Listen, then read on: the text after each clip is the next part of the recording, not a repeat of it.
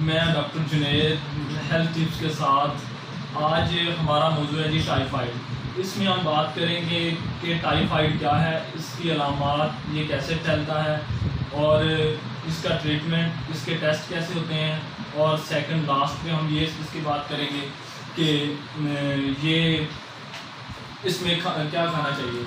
तो आए स्टार्ट करते हैं। फर्स्ट में बताते हैं टाइफाइड होता क्या है। टाइफाइड एक बैक्टीरिया है। इसमें टाइफाइड में बैक्टीरिया की दो अक़साम हैं, एक पैराग्राम पॉजिटिव, 1 ग्राम पॉजिटिव होता है और 1 ग्राम नेगेटिव होता है। जो टाइफाइड फैलाता है बैक्टीरिया उसे वो होता है ग्राम नेगेटिव। अब ग्राम नेगेटिव में होता है सैलोमोनेला। सैलोमोनेला में कई इसके आगे अक़साम हैं। इसमें इसकी 2 अक़साम आती हैं, सैलोमोनेला टाइफी एंड सैलोमोनेला पैराटाइफी। इसमें जो सैलोमोनेला पैराटाइफी होता है वो उसका इन्फेक्शन सैलोमोनेला टाइफी की निस्बत कम होता है। जो टाइफाइड फैलाता है वो होता है सैलोमोनेला टाइफी। जो सैलोमोनेला टाइफी होता है वो उसका प्रोसेस तकरीबन 1 माह का होता है टाइफाइड का, और 1 माह के बाद ऐसा ऐसा ये ख़त्म होता है। पहले वक्तों में लोगों को ये पता नहीं होता था कि टाइफाइड क्या है, ये इसका ट्रीटमेंट क्या है, इसका इलाज क्या है। ना लोगों को इसकी तशख़ीस होती थी, ना उसका पता चलता था, तो लोग इसे जानलेवा मर्ज़ समझते थे। लेकिन वक्त गुजरने के साथ इसका पता चलाया गया, इसके टेस्ट का पता चलाया गया, फिर इसका इलाज का पता चलाया गया कि इसका इलाज क्या होता है। सो अब ये हम कह सकते हैं कि टाइफाइड को एक हम ऐसे कह सकते हैं कि ये एक बहुत ही इजी है, इसका रिकवर करना एक ईजी आसान हो चुका है। तो अब इसे जानलेवा नहीं कह सकते।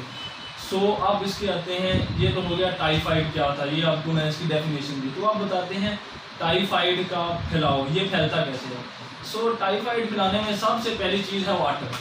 क्योंकि हमारा पाकिस्तान एक डेवलपिंग कंट्री है, यहाँ पानी का निज़ाम साफ़ नहीं है। सो हम लोग क्या समझते हैं कि एक जिस साफ़ पानी है इसे हम शफाफ समझते हैं कि साफ़ है। दरअसल ये नहीं होता। हर साफ़ दिखने वाला पानी साफ़ नहीं होता। साफ़ पानी उसे कहते हैं जो फिल्ट्रेशन प्लांट से लिया जाए, या जो गवर्नमेंट की पाइपलाइंस होती हैं उसमें साफ़ पानी होता है। अब इसमें भी इश्यूज़ हैं, मतलब बारिश हो जाती है तो जो पाइपलाइनें होती हैं उनका जो पानी होता है उनमें लीकेज हो जाती है।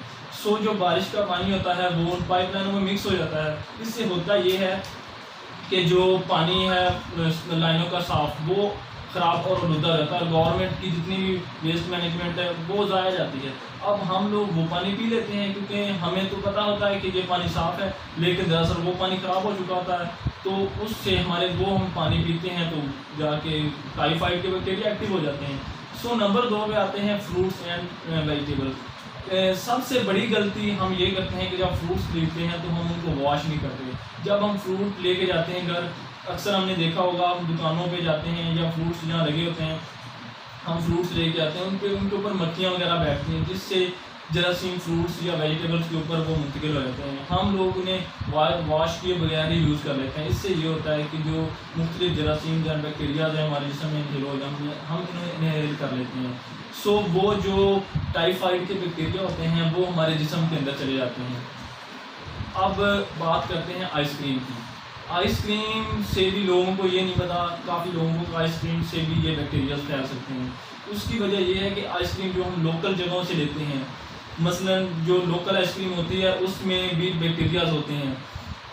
इसमें ये यार बंद कर जगहों से नहीं लेनी चाहिए, क्योंकि हमें नहीं पता होता कि वो साफ़ पानी से बनी है या गंदे पानी से बनी है। अगर तो वो गंदे पानी से बनी हो तो उसका वो ये होता है कि उसमें टाइफाइड के बैक्टीरियाज आ जाते हैं, जिससे ये होता है कि वो हम आइसक्रीम खा जाते हैं। और टाइफाइड के बैक्टीरिया इतने सख्त होते हैं कि आइसक्रीम की कुली उन्हें कुछ भी नहीं कह सकती। होता ये है कि वो जाके आइसक्रीम में मंजमद होकर बैठ जाते हैं, और जब हम उसे खाते हैं तो पेट में जाके एक्टिव हो जाते हैं।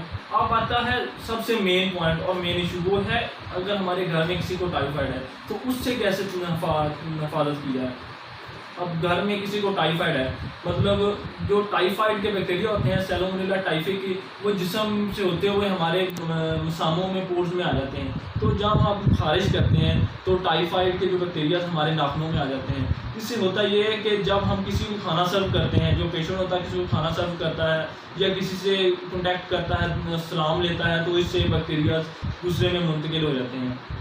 इससे हमें करना ये चाहिए कि उस बंदे से, जिस बंदे को टाइफाइड है, कुछ मुनासिब फासला भी रखना चाहिए, कॉन्टैक्ट भी कम करना चाहिए ताकि डिस्टेंस हो, और जब तक उसे उसके ये प्रोसेस मेडिसिन का कंप्लीट ना हो जाए तो हम उसे कॉन्टैक्ट कम रखें। तो ये हो गए इसके फैलाव।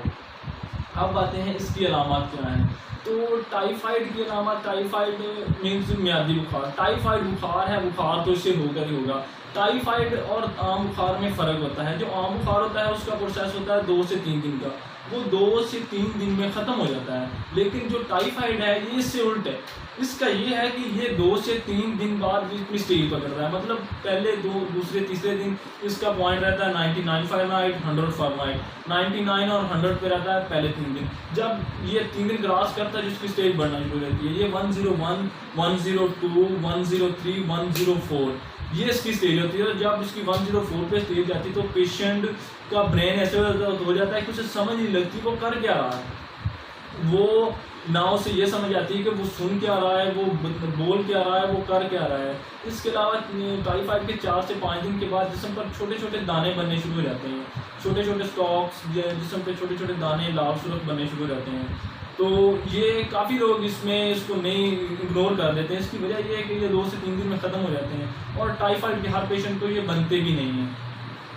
सो अब हम दूसरी तरफ आते हैं और दूसरा इसका पॉइंट है आंतों का इन्फेक्शन। टाइफाइड के जो बैक्टीरियाज हैं ये जब पेट से होते हुए आंतों में जाते हैं तो ये बहुत इन्फेक्शन फैलाते हैं। इससे होता ये है कि ये आंतों में जाके बैठ जाते हैं और आंतों में इन्फेक्शन करना शुरू कर देते हैं, जिससे पेट में हल्की हल्की गैस बनना शुरू हो जाती है और कब्ज़ हो जाती है।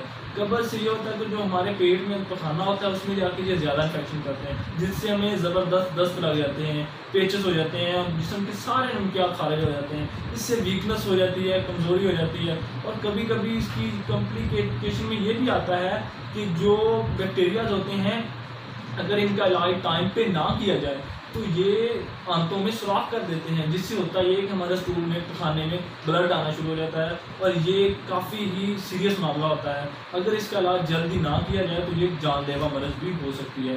इसके अलावा ये हमारे जिगर पे असर करते हैं, ये हमारे मैदे पे बहुत इसकी प्रॉब्लम होती है, मतलब बंदा वीक हो जाता है, इसको शाम बेचैन परेशान रहता है, बुखार रहता है। तो उसके अलावा आप आ जाते हैं इसके ट्रीटमेंट पर कि इसके टेस्ट पर कि इसके टेस्ट क्या हैं। सो इसमें ये होता है कि आप पता चल गया हमें अलामत ज़ाहिर हो गई, हमें पता चल गया कि हमें टाइफाइड है, तो हमें करना उसके बारे में क्या, हमें ये करना है कि हम उसके टेस्ट करवाएंगे। जो इनमें से अब जो टाइफाइड के टेस्टों में से एक टेस्ट है टाइफाइड IgM। ये जो टेस्ट है ये जब आपको फीवर हो रहा होता है 3 से 4 दिन के बाद ये पॉजिटिव आ जाता है। इसके अलावा ये ब्लड कल्चर का टेस्ट है, यूरिन कल्चर है और इसमें CBC शामिल है।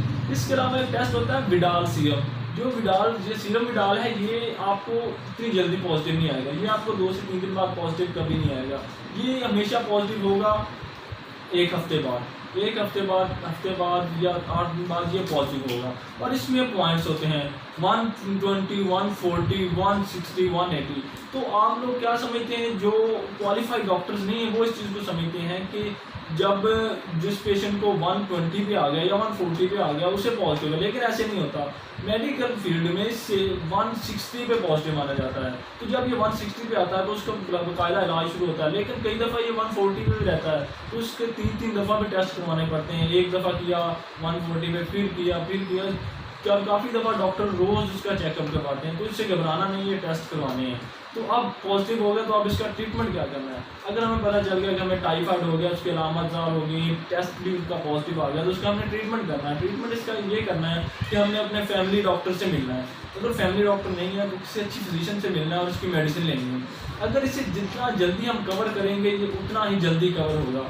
अगर हम इसके में जितना तखीर करेंगे उतना इसमें मसला होगा। तो इसका ये प्रॉब्लम होगा, जितना हम इसमें तखीर करेंगे उतना ही प्रॉब्लम कर जाएगा। और ये इतना कॉम्प्लिकेट हो सकता है कि आपकी जान भी जा सकती है, आपके दिमाग पे असर कर सकता है, आपके जिस्म के किसी हिस्से पे असर करके ये आपको ख़त्म कर सकता है। इसमें इतना होता है, इसलिए इसको जितना जल्दी हम कवर कर लें इसकी अच्छी बात है। और एक बात सबसे अच्छी आप लोगों ने याद रखनी है जो अहम है कि ये आम बुखार की तरह नहीं होता। हम जो आम बुखार समझते हैं ये वो नहीं है। आम बुखार का प्रोसीजर होता है 2 से 3 दिन बाद खत्म, लेकिन ये 2 से 3 दिन बाद स्टेज पकड़ता है। और हर 2 से 3 दिन बाद बुखार, आम बुखार हफ्ते में भी रहता है, और हर बुखार टाइफाइड भी नहीं होता। क्योंकि आपको एक हफ्ता बुखार रहेगा तो आपने समझना है कि मुझे टाइफाइड हो गया, नहीं, उसका स्पेशल आपने चेकअप करवाना है, उसका टेस्ट करवाना, फिर डॉक्टर को चेक करवाना, फिर आपको कंफर्म होगा कि आपको आया टाइफाइड है कि नहीं है। अब आपको टाइफाइड है, आप उसकी मेडिसिन यूज़ कर रहे हो, आपके फिजिशियन ने आपकी मेडिसिन शुरू करवा दी, तो अब आपने उसमें ग़िज़ा कौन सी यूज़ करनी है, ये भी लोगों का सबसे मेन प्रॉब्लम होता है। तो आपने उसमें जो ग़िज़ा यूज़ करनी है वो ये है कि आपने उसमें हल्की ग़िज़ा यूज़ करनी है, आपने उसमें फ्रूट्स, दलिया, खिचड़ी वगैरह यूज़ करनी है। आपने इन दोनों में रोटी बिल्कुल नहीं खानी, क्योंकि रोटी से एक तो आपका स्टोमच एंड लिवर पहले डिस्टर्ब है, तो आप हैवी खाना खाओगे तो कोई आप ऐसा हैवी खाना खाओगे तो वो आपका मसला करेगा, वो आपको प्रॉब्लम करेगा, लेकिन उससे आपको और भी प्रॉब्लम बढ़ सकता है। इसलिए आपने हैवी ग़िज़ा यूज़ नहीं करनी, आपने लाइट सी ग़िज़ा लेनी है जब तक आपका ट्रीटमेंट है। हाँ, ट्रीटमेंट के बाद आपको भूख लगेगी तो आपने खाना है, मतलब पेट भर के खाना है, लेकिन तब तक आपने हल्की ग़िज़ा रखनी जब तक आपका प्रोसीजर है। और ये प्रोसीजर कम से कम 1 मंथ का रहता है। हफ्ते में इसकी अलामात कंप्लीट होती हैं, टेस्ट होते हैं, उसके बाद इसकी मेडिसिन होती है। और एक सबसे अहम चीज़ ये भी है कि लोग कहते हैं कि जी हम टाइफाइड की मेडिसिन खा रहे हैं लेकिन वो बुखार उतर नहीं रहा। उसकी मेन वजह ये है कि ये जो बुखार के बैक्टीरियाज होते हैं ये बहुत सख्त होते हैं, ये इनमें 1-2 दिन में एंटीबायोटिक इस पर असर नहीं करती, आहिस्ता इनको ज़ायल करती है। सो आप मेडिसिन यूज़ कर भी रहे होगे तो भी आपको इसके अलामात ज़ाहिर होगी, बुखार